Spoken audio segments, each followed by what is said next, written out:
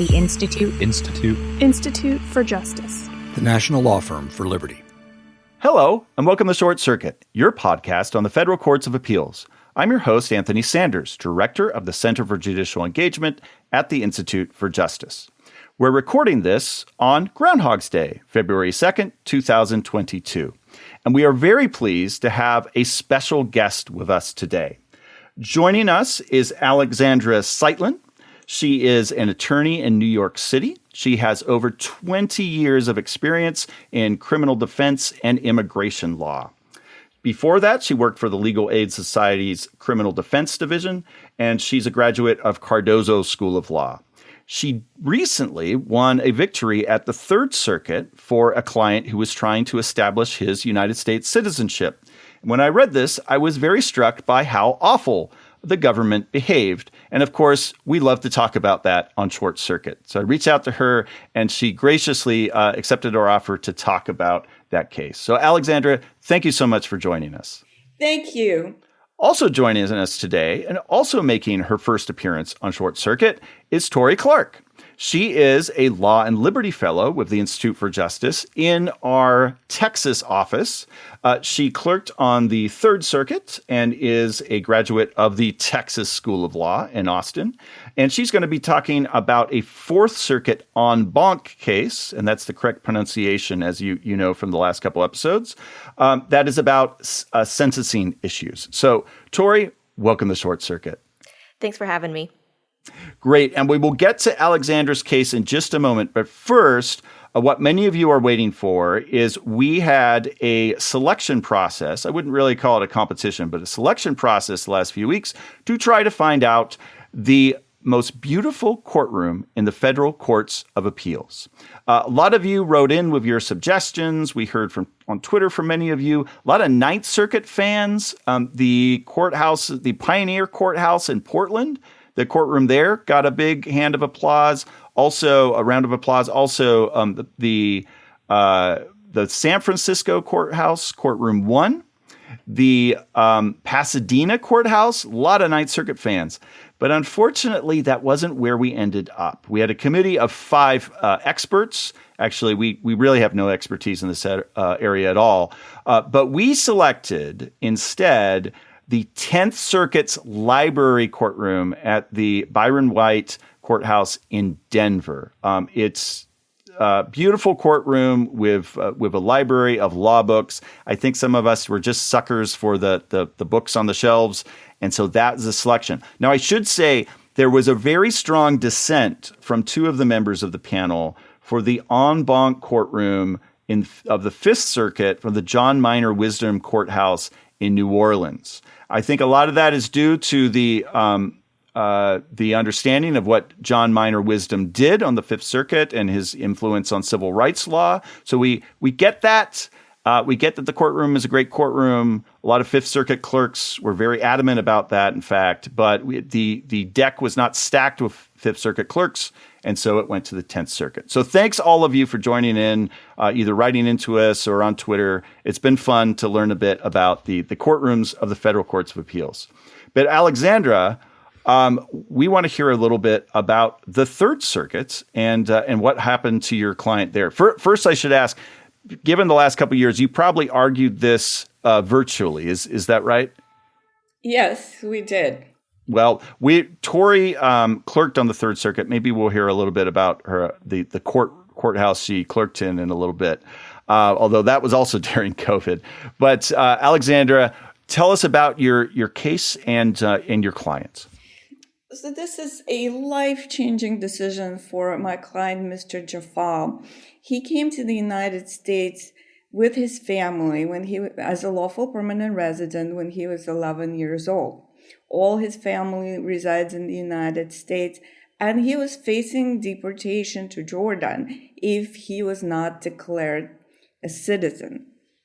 So under the statute, under the prong of the statute in dispute in this case, a provision allowing a child born outside of the United States, he can acquire a citizenship if he's under the age of 18 and one of his parents naturalizes, and he's in that parent's legal custody, and his parents were divorced or legally separated. So Mr. Jafal's father was naturalized. When he was 17 years old, he submitted documents from Jordan to prove that he was in sole legal custody of his father when his father was naturalized and that his parents were separated.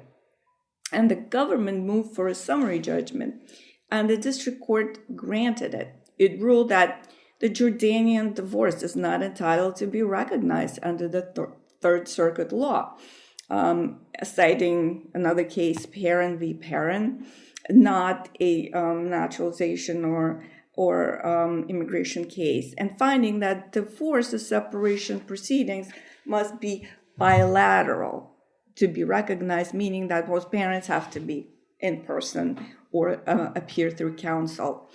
And the court found that Jafal's mother did not participate in the divorce in any way and rejected the documents under the principles of comity. And in Jordan, it is legal for a husband to obtain a revocable divorce judgment unilaterally, and if the marital separation persists for 3 months after, that revocable divorce becomes final.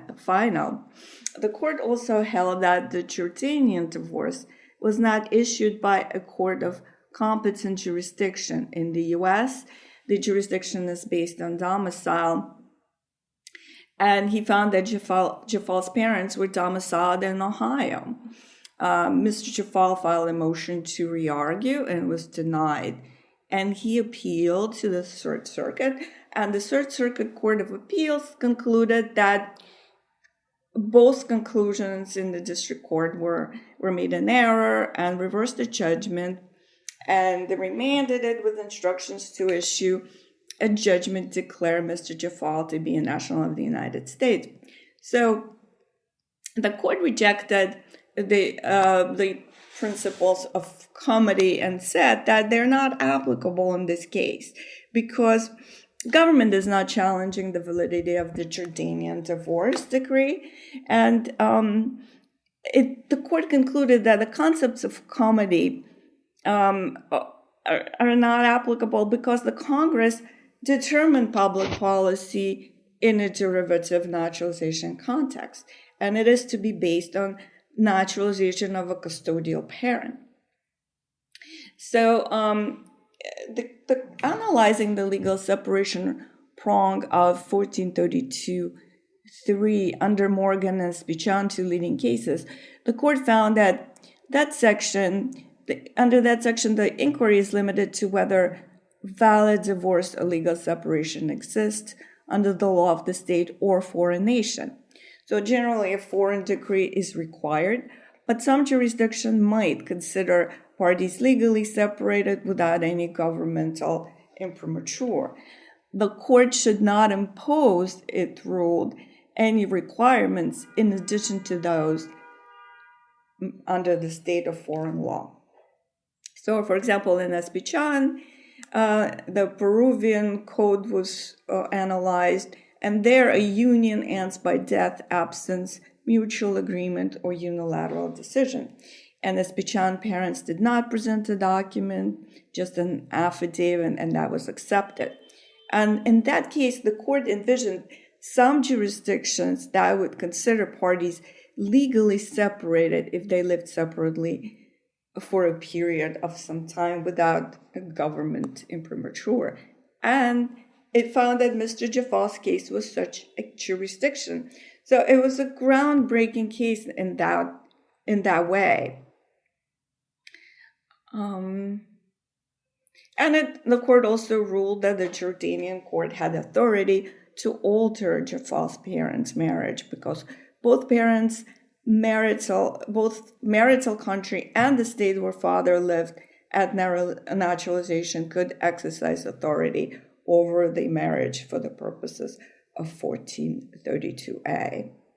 Well, so the thing that struck me about this case is there are footnotes with copious statements in the record about that this that his father had sole custody of him, that his parents were divorced. Everyone recognized his parents as divorced. So all the facts seem to play out. And yet the government just fought tooth and nail in ways that it doesn't seem to make any sense.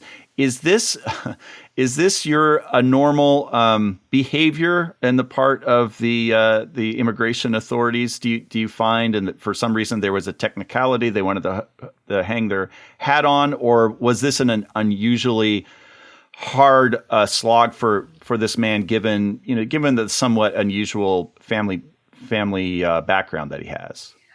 I think that it's probably a combination of factors. I think that on the court below, the case, Espichan case, was not analyzed at all. In other words, it was brought up on the motion to re-argue for the first time, and I think that the court rejected it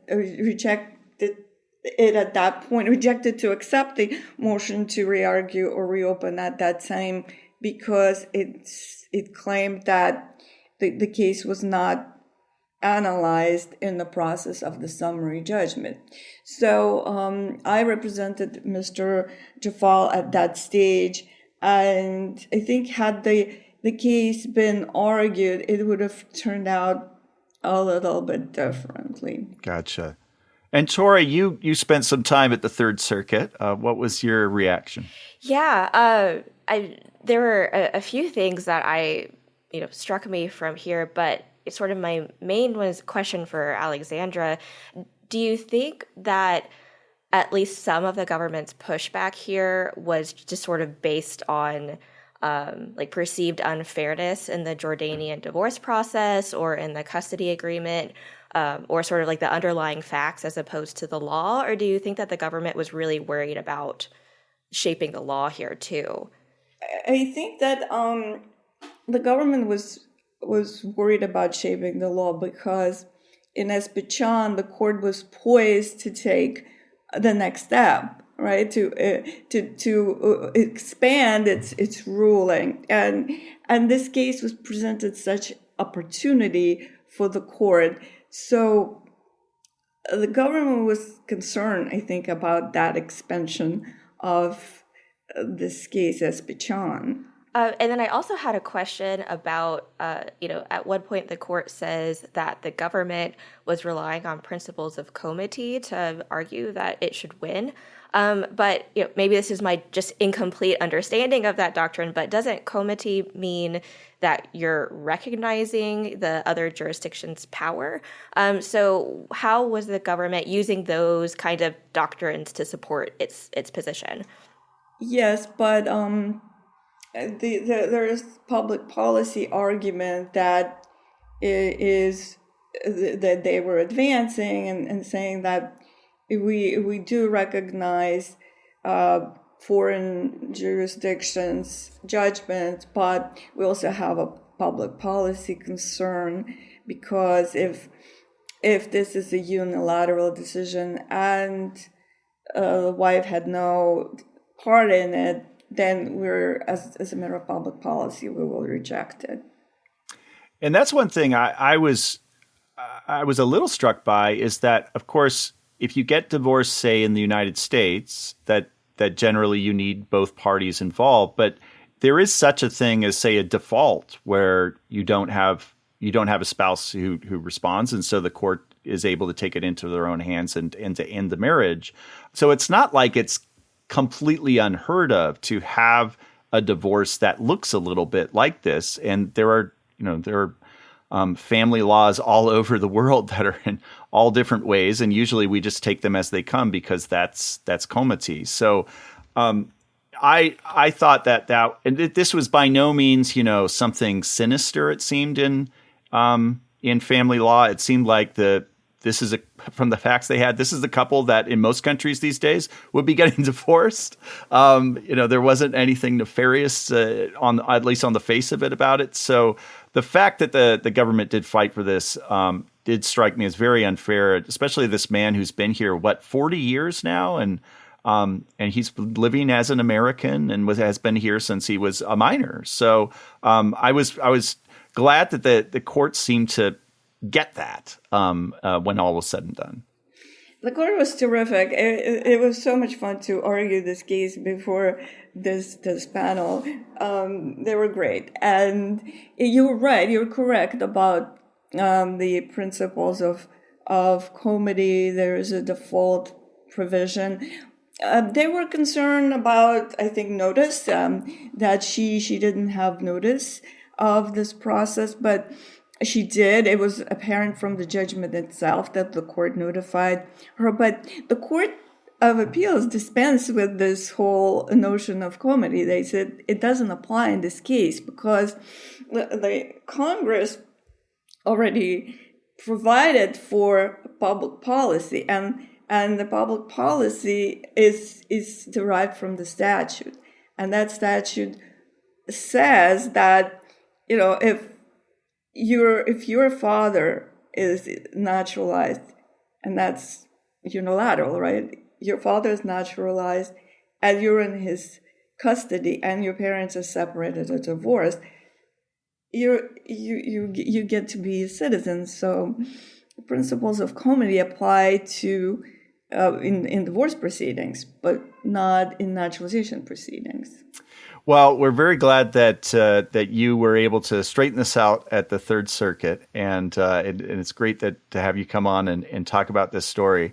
We're now going to move down the coast to the Fourth Circuit, where we have a different kind of situation, but again, one where the government perhaps did not play its hand all that fairly. But also there was some trouble with a defense counsel as well. So, Tori, why don't you tell us about United States versus Freeman? Yeah, so like you mentioned, this case is out of the Fourth Circuit, out of South Carolina, so a little bit further down the coast. It deals with the Sixth Amendment's guarantee of effective assistance of counsel, which in sort of nutshell is your legal right to have a decently competent attorney's help if you want it in your criminal case. And specifically, this case deals with what it looks like in the context of sentencing. Now, as a caveat, I hope you'll hang with me because sentencing, I'm sure Alexandra knows as a criminal defense attorney, can get really technical really quickly. But it's really where the rubber meets the road in a lot of criminal cases, especially where defendants plead guilty. It's really kind of the only really substantive part of their proceeding where they get input in what's happening to them. And then that's where the criminal conviction ends up actually making having an impact on the defendant's life. So the facts of this case are really sad and reflect, I think, some common struggles in the nationwide epidemic of opioid addiction and abuse. The defendant, Precious Freeman, was charged with possession with intent to distribute a couple different kinds of opioids. And she was actually first prescribed opioids by a doctor for a legitimate injury. She was a teenager. She was 7 months pregnant. She slipped and fell in the shower and broke her tailbone. And so a doctor prescribed her opioids and then ended up giving her blank prescription documents and allowing her to write her own prescriptions. So Freeman, unfortunately, got hopelessly addicted to opioids. She started getting more and more illegitimate prescriptions and using about half of the prescriptions for her own self and then selling about half to an acquaintance to support her personal habit. And she ended up being so addicted that she took, at the height of her addiction, 60 to 80 pills a day.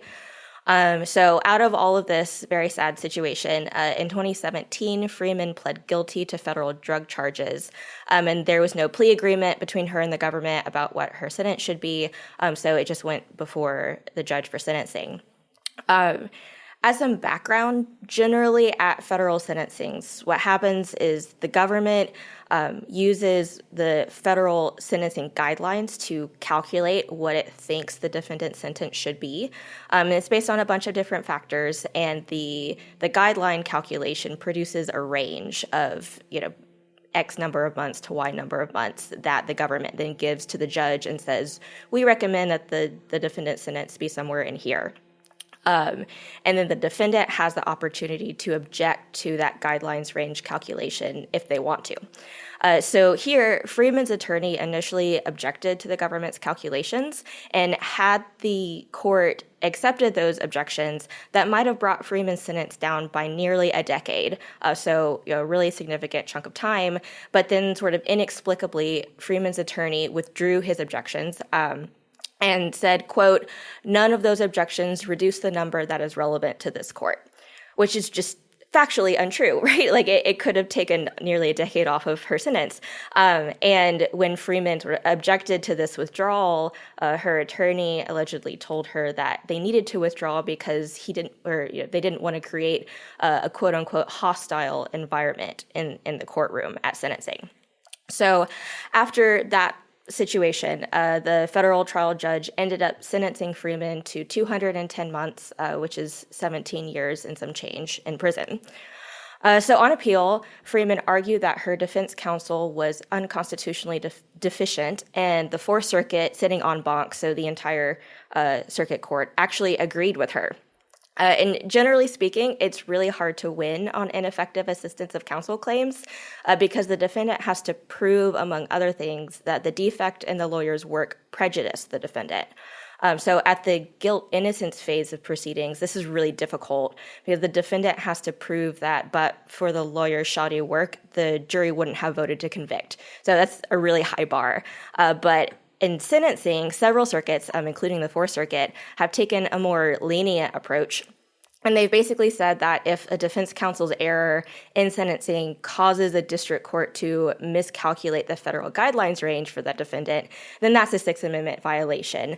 You don't have to, necessarily prove that the sentence, would have been different, or there's an assumption that if the court has an incorrect guidelines range in front of it, that it might have been different. So the court here, the Fourth Circuit, said that there were two main objections that Freeman's attorney should have made in the sentencing, and had the attorney done so, the guidelines range calculation would have been different. First, the court said that the Freeman's attorney should have objected to the drug weight that went into the government's sentencing calculation. The government based its range on the number of pills that it alleged that Freeman was trying to distribute. But the court had previously instructed the government to take into account Freeman's own testimony on this point, but the government didn't do that. Instead, the government produced a number that was like twice as high as what Freeman said in her testimony, and then the government didn't produce really much evidence to back up that much higher number. And in addition, this number didn't account for the fact that Freeman personally used about half of the pills that she got. So they were just calculating sort of the number that she received without actually considering, how many did she actually try to distribute. So that was the first objection, was the drug weight. The second objection the court said the attorney should have made was based on the government's calculation that penalized Freeman for violating the conditions of her bond.